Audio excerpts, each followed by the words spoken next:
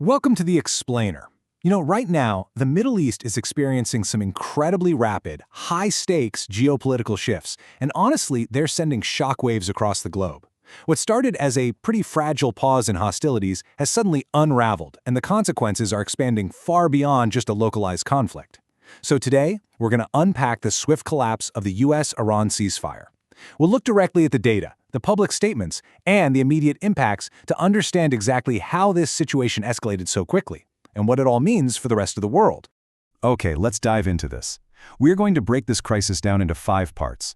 1. The ceasefire collapses. 2. A cycle of retaliation. 3. The Gulf spillover. 4. The threat to global trade. And 5. The diplomatic dual track. Section 1. The ceasefire collapses. To really understand this escalation, we have to look at how fast things moved. The initial conflict actually started back on February 28th. Following that, Pakistan helped broker a 60-day performance-based Memorandum of Understanding, which established a fragile interim ceasefire for about 3 weeks. But that pause came to a screeching halt this week. On Tuesday, tanker attacks sparked renewed hostilities, and by Thursday, it had erupted into a major U.S. military escalation. The diplomatic guardrails basically just gave way. So what was the actual trigger here? Well, it all points to an attack on 3 commercial tankers off the coast of Oman. Washington cited these specific maritime attacks as the catalyst, and they outright labeled them as acts of terrorism. Basically, the U.S. stated that Iran's actions were a failed performance at an unacceptable level, fundamentally violating the terms of that performance-based ceasefire. That was the match that reignited the powder keg. Section 2. A cycle of retaliation. Once that ceasefire broke, we instantly saw a tit-for-tat escalation. The public stance from the U.S. was swift, and it was aggressive. U.S. President Donald Trump took to social media, framing the American airstrikes as direct retribution for the tanker bombings, and warning that if it happens again, it will get much worse. The message from Washington was crystal clear. The military option was firmly back on the table, and they were fully prepared to strike civilian infrastructure if they deemed it necessary. But in stark contrast, Iran argued that the interim agreement actually allowed them to regulate traffic through the Strait of Hormuz. They met the U.S. threats with profound defiance. Iran's parliament speaker, Mohammad Bagher Khalibaf, stated plainly that bullying and breaking promises are no longer cost-free, adding, "If you strike, you'll get hit." So we're looking at a situation where neither side is publicly willing to retreat. They're both promising that any strike will be met with an equal or greater counterstrike. And listen, these definitely weren't just empty threats. U.S. Central Command reported striking over 170 Iranian military targets in just a 2-day span. We're talking air defense systems, missile storage sites, drone facilities, speedboats, and logistics infrastructure. The sheer scale and speed of these strikes, that's exactly why mediators are so incredibly worried about this spiraling completely out of control. Adding to all this military intensity is the profound domestic situation inside Iran. These strikes are happening at the exact same time as a highly charged national event, the burial of Iran's slain supreme leader, Ayatollah Ali Khamenei. Remember, he was killed on the very first day of the war back in February. His funeral procession reached the holy city of Mashhad amid massive, impassioned crowds holding up anti-U.S. banners. That emotional and political weight, happening right alongside renewed airstrikes, creates a deeply volatile atmosphere on the ground. Section 3. The Gulf spillover. And this brilliantly illustrates how a conflict of this magnitude rarely stays contained. The geographic spread of these reciprocal strikes is massive.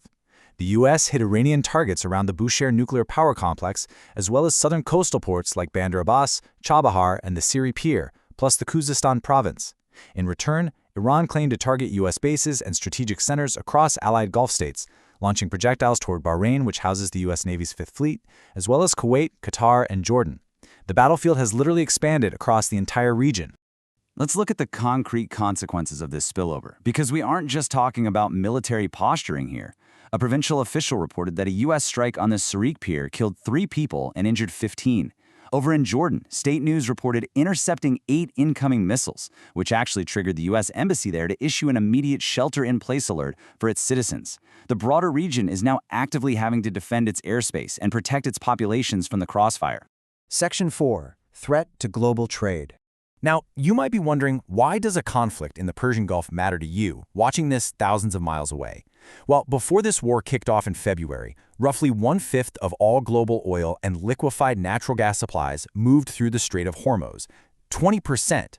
That's a massive chunk of the world's energy passing through a narrow, strategically vital waterway that is now the epicenter of a massive military exchange. When traffic there is threatened, the entire global market feels the tremor. The fear of these attacks is causing an immediate economic domino effect. Shipping is just hitting the brakes. On Thursday alone, tracking reports noted that only 3 fuel tankers transited the strait. Qatar actually had to pause its plans to restart the massive Ras Laffan LNG complex. And internationally, Japan's transport minister announced they were withdrawing 22 Japan-linked vessels from the Gulf, leaving only 4 behind. The shipping industry is scrambling to avoid the crossfire, and it's actively choking the global energy supply chain. To really grasp the absolute severity of the economic stakes here, consider this chilling warning from Iranian cyber official Ezatollah Zarghami. He stated that if the attacks continue, Persian Gulf countries must shut down their oil wells. Otherwise, he warned, we will set them on fire. An attack on those facilities wouldn't just impact the fighting nations. It would alter energy and economic equations for the entire world, potentially skyrocketing costs for everyday consumers. Section 5. The diplomatic dual track. Now, what's really interesting about this whole situation is the fascinating dual reality playing out in modern geopolitics right now. On the public stage, you have leaders declaring the ceasefire completely dead, launching hundreds of strikes and issuing these fierce ultimatums. But privately, U.S. officials quietly confirmed that technical de-escalation talks are actively continuing. Regional mediators like Pakistan and Qatar are working tirelessly behind the scenes to drag both sides back to the negotiating table. It's an incredible high-wire act of fighting while talking. However, regional allies are definitely not letting their guard down during these talks. Israel's leadership, for example, has firmly warned that the conflict has not ended. Their military leaders are actively preparing new operational plans and maintaining air superiority. They are openly acknowledging that major military operations may still lie ahead. So the region is completely braced for impact, regardless of the whispers in those diplomatic back channels. So what does this all mean for us? We're essentially in a race against time. With strikes spilling over borders and global shipping grinding to a halt, the ultimate fate of this crisis hinges on one major question. Will the quiet, technical diplomacy brokered by regional partners actually manage to outpace the missiles flying across the Gulf, or will the public momentum of retaliation push the world into a broader, uncontrollable conflict? It's a fragile balance, and the whole world is watching to see which side tips the scale. Thank you for joining me for this explainer, and definitely keep a close eye on those diplomatic back channels.